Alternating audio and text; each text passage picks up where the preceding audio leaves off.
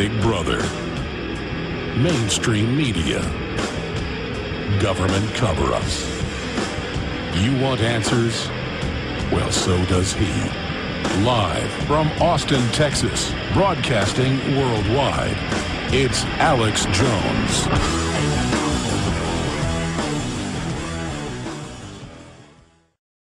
And last night we posted an article written by Dr. Paul Craig Roberts, 911, after a decade. Have we learned anything? So we have him joining us via video Skype if you happen to be a PrisonPlanet.tv viewer, and for all of our great radio listeners out there. I also want to get his take on Mr. Blankfein, the head of Goldman Sachs, hiring the Enron criminal defense attorney, and his view on what now 2 weeks ago, Mr. Greenspan saying, we're not going to default, we'll just print money. And Austin Goolsbee of the Obama administration just double-taking and actually blushing. It was so incredible to hear that statement, because that's obviously another form of default, is to inflate and devalue the currency. But joining us to break down 911 after a decade is Dr. Paul Craig Roberts, best-selling author, former Wall Street Journal editor, and, of course, former head of policy at the Department of Treasury. Doc, good to have you here with us. So here we are a decade after 9/11. Right. A decade later. And well, Alex, what I just did a little reporting. I didn't express my opinion. And I asked the question, how well has the U.S. government's account held up over the decade? And it looks like not very well, for a number of reasons. We've had the chairman and vice chairman and the senior legal counsel of the 9/11 Commission write books, in which they say that the commission was set up to fail, that information was withheld, that Pentagon and FAA officials lied to them, that Bush and Cheney refused to testify under oath. And this didn't arouse any curiosity. People never wanted to know why the Pentagon would lie, or why the FAA would lie, or why information was withheld, or why the president was afraid to testify under oath. None of this ever came up. It just sort of came out and dropped into the memory hole. And then, of course, we had prior to that, one of the commission members, Max Cleland, had resigned from the commission on the grounds that the constraints placed on it by the White House meant that the commission was compromised. And so he simply resigned. And then, of course, we've had... now, let me be clear. None of these people said or implied that they thought the U.S. government was involved in causing 9/11. The legal counsel and the chairman of the commission simply say that they don't know why the government lied to them.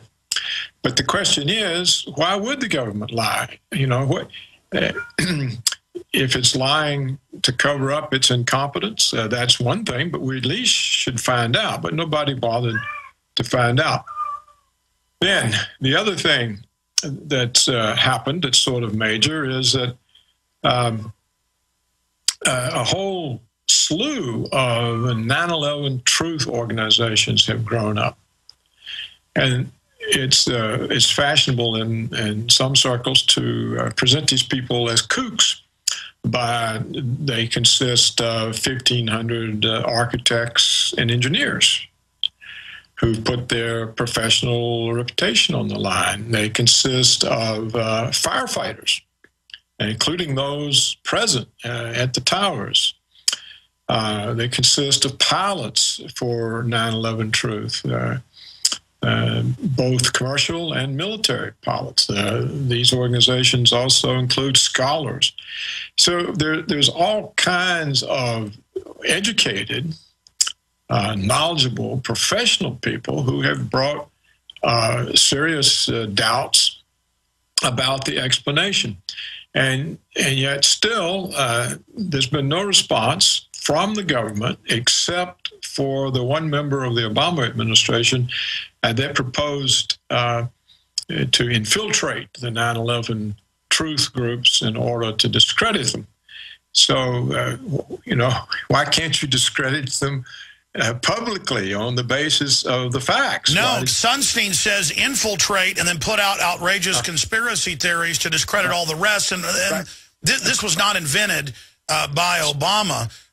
This has been going on for a very long time. No, but he's a member of the Obama administration. Yes, sir. So, but you see, what should strike us is, why is it that the administration, this is a successor administration. This is not the administration during whose term 9/11 happened. Why is it they feel they can't confront the architects and engineers and the pilots and the firefighters and the scholars publicly with evidence? Why do they think that they have to infiltrate them and discredit them so repetitiously? All of these things raise questions, and to me, what the importance of this is, it shows that an amazing lack of inquisitiveness, not just on the part of the American people, but a part of the media, the Congress, the government itself, even the securities agencies. You would think the securities agencies.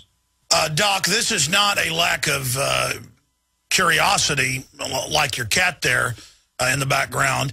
This is fear. People deep down know this is scary. And I've talked to big reporters who are debunkers, and I tell them, I say, I heard local CBS and ABC radio that day say they were going to blow up Building 7. I even have the tapes now, a cop saying, get back, they're blowing it up.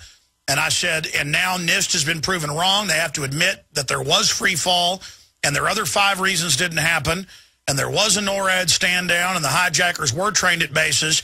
And every one of the reporters says, I just can't believe the government is that evil. And we've seen liberal academics in the Toronto Star and other places say, even if it's true, it'll bring down the whole system, so we can't go there. So at the end of the day, Dr. Roberts, these people are cowards. Well, that may be, but I just kind of raise this question in a very mild way. And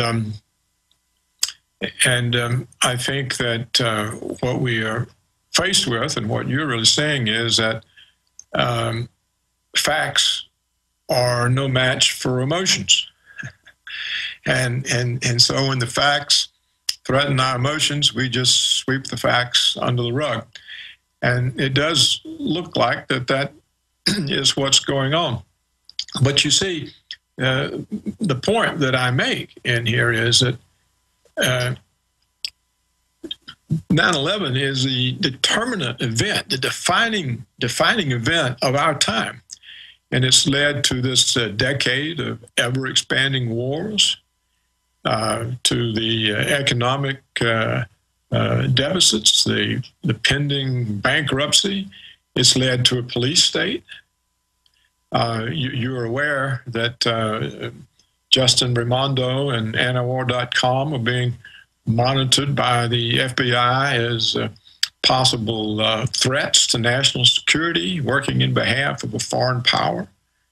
We know the distinguished attorney, Francis Boyle, is placed on a terrorist watch list because he refused to violate the attorney-client privilege and spy on his clients for the FBI, CIA. These are all Gestapo operations, as you emphasized many times. And one would think that if the consequences of 9/11 is open-ended war and a police state and economic bankruptcy, that this would be a bigger threat, a more fearful thing, and that this should drive some sort of demand for accountability as to what actually happened on 9/11. If we simply the implication of the chairman and vice chairman and legal counsel's books are that the government knew a lot more about the operation than it said. And what they seem to mean is that the various intelligence agencies were so much in competition with one another that they wouldn't share any information. And so even though they knew about these alleged al-Qaeda guys, nobody would share his information with the other, and so they weren't able to put the picture together. That seems to be what the commission doubters. We now have, soon we'll have the 9/11 Commission for 9/11 Truth, but once you start looking into it, it may be a can of worms, and so no one has looked into it. The media hasn't, and the Congress hasn't, and even if it did involve the U.S. government, it probably did not include the Congress. And yet no one wants to take this on. In fact, I get hate mail from the right wing just for reporting on it. I've never made any independent finding about 9/11. I've just simply reported what people are saying, experts say. And you've got this critical event that our entire change in civilization for the worse is built on, and you're not supposed to look at it, and they want to infiltrate groups and destroy them from within if they dare talk about it, because it strikes at the heart of everything.